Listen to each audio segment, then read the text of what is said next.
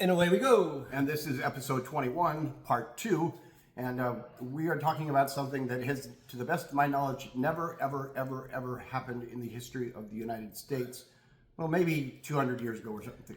Anyways, not within the last 150 years or so. What was it, Thursday? I think it was last Thursday night. Anyways, Trump got on Truth Social and literally called for the unaliving of 8 members of Congress. And it gets dumber than that, unfortunately, because he tried to make it sound like they were guilty of some kind of sedition or conspiracy or whatever. And literally, word for word, I'm about to try and get from memory, what they did is they created a video, and all they did, almost verbatim, was talk to current and former military people and say, the Constitution says you do not have to follow an unlawful or unconstitutional order. And that's all they said. They did not specify what orders might be considered unconstitutional. They did not specify what individuals might be issuing unconstitutional orders. Again, one additional point that you might not know, I'm not sure if Steve knows, but part of the reason why they did this is because leading up to this, a lot of members of the military have been reaching outside of the military to see what they to get guidance about what they should do should they encounter this situation. So this is not something that came up out of nowhere. We can get into what specific orders they might be referring to, but again, this is not something that they just kind of randomly were like, oh, we don't like Trump, we're going to do this. No, it was very specifically in response to what members of the military were already expressing concern about. Exactly. So, yeah. So this is in retaliation to what Al just said. These members of Congress put together a video and said exactly what you said. So here's the thing behind all that. When you join the military and you swear your oath to the Constitution, right? And you swear, and there's the UCMJ, and it's in there too, that you don't have to abide by an unlawful order. Well, who determines what an unlawful order is?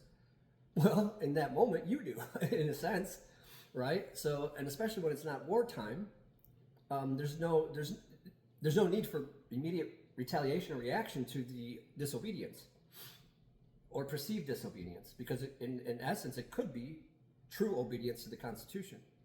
But that goes to the JAG, Judge and Advocate General, and goes to the courts inside of the military justice system, and they decide if it's a lawful order or not, right?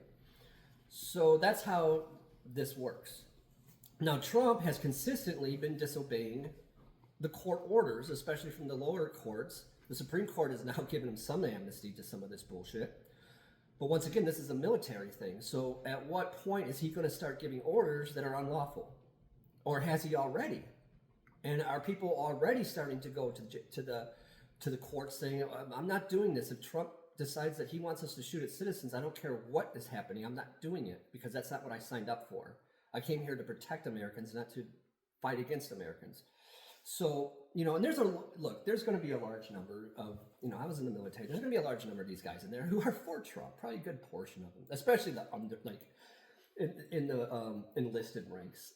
Probably more than half, I'm guessing. I don't know. When I was there, it was full of freaking, Reaganites and Reagan lovers and conservatives. So a lot of rural South people and inner city guys who just didn't know any better, who just really didn't know what the fuck. They just were poor and needed socialism. That's what the funny part is. We hate socialism, but if you're poor, join the army so you can get your socialism you need to survive. Or if you're rich, ask for more money so you can become a trillionaire. Right, so that socialism works, and the socialism to fight for these rich guys who get their social check welfare. Yeah, so they'll send these kids, Anyways, that's a whole other discussion. So, yeah. So here, so my guess is, like Al's saying, is there's already some upheaval going on, especially among the upper ranking class, right? Now, they already know this. Steve Bannon, Stephen Miller, all these guys, they come out and said it, both of them, I believe. I know Steve Bannon said it at least once or twice, that if this shit doesn't work, we're going to jail. What they're doing is illegal. What they're fucking doing is illegal. They fucking know what they're doing is illegal. What ICE is doing is illegal in a lot of cases.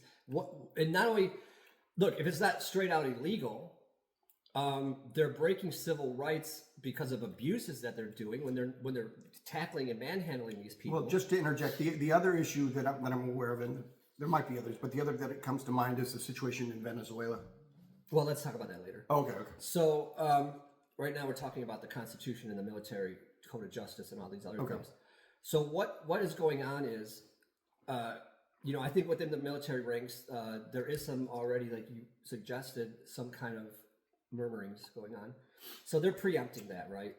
And when Caroline Leavitt was presented with the question, she completely dodged it and then even the reporters finally said something like, but that's not what the Democrats said. They said an unlawful order, because she got up there and said, they're telling them to disobey orders.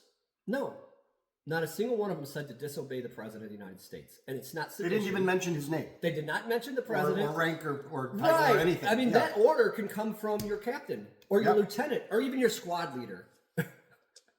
A non-commissioned officer can give you an unlawful order.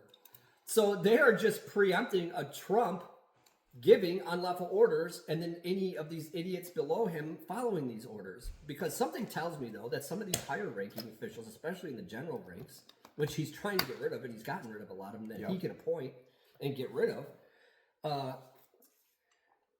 they're not going to buy this shit because it's bullshit. Everybody fucking knows it. So, look, this is leading up to the elections.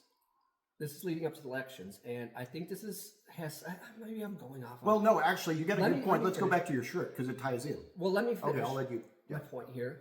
So, I believe, and I could be wrong, that they are trying, and I've heard other people say this too, to find a way to declare martial law or somehow make these elections null and void. Either not have them at all.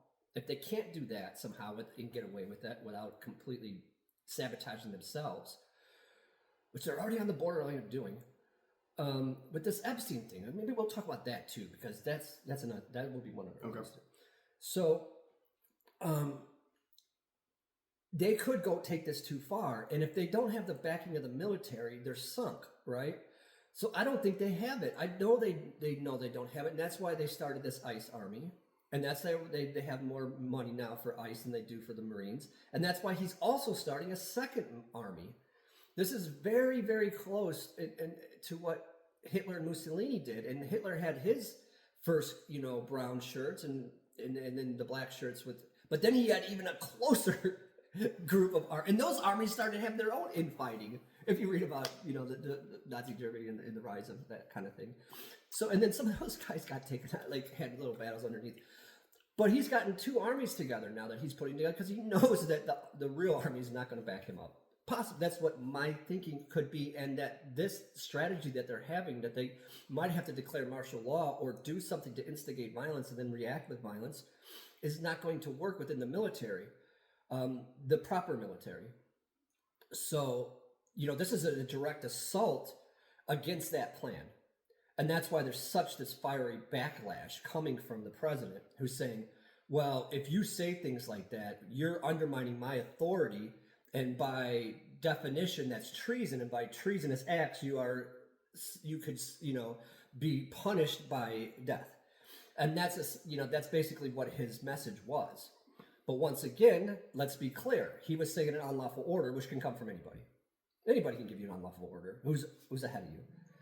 So, but was the direct message directed towards Trump? Of course it was, but it was ambiguous and vague enough so that there's no way he had the leverage to come out and say what he said without looking very, very extreme. And that's what it did. It made him look extremely defensive in his posture, because if he was very secure in his position, he would never say something like that, because he would know, my orders are lawful. And if they don't obey them, they will get punished, right? But they know what they're doing is wrong. So that's why you get this venom from them and from Caroline Leavitt, because they're trapped. She's trapped in this corner. Did you see how vicious she got when they? She's worse than Trump, because he says random ass shit, but she defends anything and everything he says. Right, and then with such gusto, it's laughable, because her fake bravado is so laughable. And if it's serious, if she really believes her own stuff, her delusions are off the charts. Yeah. if she's actually believing this. She can't possibly believe more than half of what she says. Just yeah. So whatever. She's another work of art. We could have a whole fucking topic on. I'd rather not. But I'd rather not. Be a waste of time. Yeah. Because this is like, oh God. So yeah, that's basically what my take on that whole thing. It's much deeper than just what was said. This goes into what is being planned and why it's being said on both sides, and what it's leading up to, and why it's important for both sides to know what the consequences are. And I'm just going to interject here a little bit about ICE too, because it's kind of falls in line. And then that'd be my last thing I had to say, and you can say what's your piece, and then we'll wrap it up. But look, I am hopeful, and I've seen other people say it, and I've said it, that when this is over, they should take these people in ICE and prosecute them. And they should be telling people, and people, maybe I should be doing it, standing outside the ICE facilities and outside of these recruitment centers for ICE, saying, you know, when this is over, you're going to jail. We have your records. We are going after you. If you sign up, you're going to jail. And look, if you don't go to jail for what you're doing because you did file an order and it was somewhat lawful, if you abused anybody in any way, we're going to sue you civilly, right? Because you're not, look, you might have immunity, federal immunity, but you don't have state immunity and you don't have civil immunity. So we'll take everything you got. You will be sunk, your kids will starve, and your wife will starve, and your parents will, like, if you sign up. That's what's going to happen to you. I don't know how else to get it through to the thick skulls of these. Well, I mean, there's a movie out there, Nuremberg, right now, and that's what we need will happen again. It's a question of how soon and who all goes and. I don't want to get into that movie because but I'm just I watched some of the Nuremberg trials, and when some of these generals from from these German high-ranking guys, right? All these guys, they were not apologetic, and they were saying, "Look at you hypocrites. You colonizers of Africa and North America calling us bad guys. How dare you?" Well, and this thing is, they have a point. They do have a point. I mean, I don't want to get into all that, and please don't twist what I'm saying. Yeah. But I can suddenly see their position. Did they deserve to go on trial and be hung? Yes, they did. But the realization that what they're saying holds truth is really, really poignant. Yeah. So anyways, they got the playbook from America. We don't, that doesn't make what they did right. It doesn't make what we do right. And there's a lot of nuance there that I'm not talking about right now because I can't get into all of it.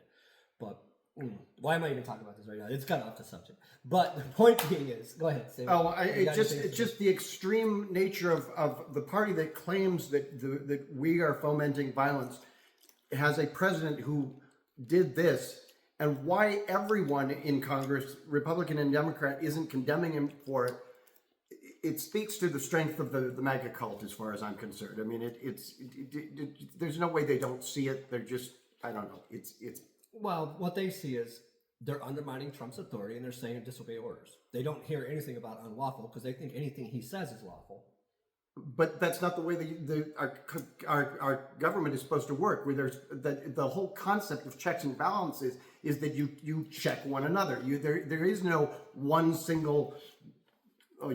But that's the thing is they've gotten rid of that whole mentality that that's gone. They're happy with it. And they're happy with it. So, yeah, they don't care. Now, did you want to say something about Venezuela before? Just that. It looked like they're starting up a WAR with the said country, and part of why it would appear to be illegal is because, to the best of my knowledge, there has been little to no congressional oversight whatsoever for any of the actions that they've taken, which at this point I believe include approximately 80 lives lost for ships that they blew up for no. Well, the point is that before this happened, if they thought that somebody was doing what they claimed they were doing, they would have just pulled them over and yanked the people out and interrogated them. Instead, they're just blowing them up. I mean, what the heck? I mean, there is no rule of law being followed whatsoever, and I don't care that it's international waters. This is not how things are supposed to be done. Right, and this kind of goes in hand with what we were talking about. Yeah. Like you said about these lawful orders and unlawful orders and the military obeying them. So if one of these people are like, I'm not firing this missile that you're asking me to fire, what's going to happen? Well, and if we had the exact same thing happening and it was signed off on by Congress because a bunch of Republicans went ahead with it, would that really make it better? No, not really. But at least on the surface, you would have, hey, we're kind of following the rules. But they're not following the rules right now. That's the point. Right. This isn't even going through Congress. This is just happening. Yeah, like Congress, they're not giving Congress notice at all. It's just it's just happening. Right. So yeah, if somebody was to disobey that, what would be the consequence? Well, eventually we'll probably find out when somebody finally does do something like that. But I'll just really briefly say something like, some of the arguments I've seen from the conservative right side has been, well, Obama did the same thing. Yeah, and he was wrong. His drones and his bombings were wrong. Like, I've said it. People who are progressive have said it. If you in fact, probably the biggest Obama supporter you can find, if you bring that up, they'll be like, well, everything else about him I liked, but yeah, that's like nobody's defending that. A good majority of what Obama did I didn't like, especially foreign policy, but much of it. But here's, it's pragmatism. Yeah. Here, look, this is the reality of all of this. The right has no understanding of the left at all, of neoliberals, liberals, of left, of what's on the spectrum of American politics, and true left, which is off the spectrum of American politics. They don't understand any of it, and Democrats make up that whole gambit. So they have no understanding of how Democrats think, right? Or what they're doing or why they do things. While vice versa, a majority, I think, a good portion of Democrats, and especially progressives, completely understand the right. Like, and not completely, look, they don't understand them, like, in the sense of, oh, I know it. In but the they sense of know agreement, why. they don't understand, but yeah. They don't understand because they're like, well, how can you be so empathetic? Like, how can you be so fucking stupid and cruel? But most of it is arguments that have been around for the last 30, 40, 50 well, years. We understand them in a sense of, like, their stupidity and why they're behaving the way they do. Right. And underneath. Like, and the ideology. The ideology behind it, and what it is to be a conservative, why they're conservative, what they're really conserving. They don't know. They think they're conserving this ideal of America that never existed. Yeah. 60 seconds for one last thing. Going back to the shirt. The whole thing with the frogs. Yeah. And we'll show it again in case, because we showed it in the first episode, so if you're just catching this one. Yeah, the whole point of the blow-up animal suits and stuff is that it's not, hey, we're just being silly. It's a de-escalation of violence, recognizing that what they want more than anything is for us to, like, physically ramp things up. Yes, and that, like I said, that's what I think they might be trying to do. In fact, somebody pointed out that part of it with those costumes is they know that ICE knows that if they're wearing one of those, they can't run as fast and stuff. I mean, it's like there are multiple ways in which it's effective. Yeah. On myriad of levels. You Right. shoot bullets, rubber bullets, it bounces off. If you spray them, they don't get things. You tackle them, it's all weird. They slip Yeah, away. and then of course it's the visual. And why are you tackling a frog? Like, Right. You look like a fool. So yeah. It dispels the myth that we're violent crazies. So should I just wrap it up? Yeah. So basically, so we talked about lawful versus unlawful orders, that no one ever said anything about disobeying orders. They said unlawful order. It doesn't have to come from the president. It can come from anybody. And it's just a warning that this is probably what they're going to end up doing. It's probably trying to give people unlawful orders. And Trump is trying to mitigate that, and he's violently coming out saying this because they're preparing to do such a thing.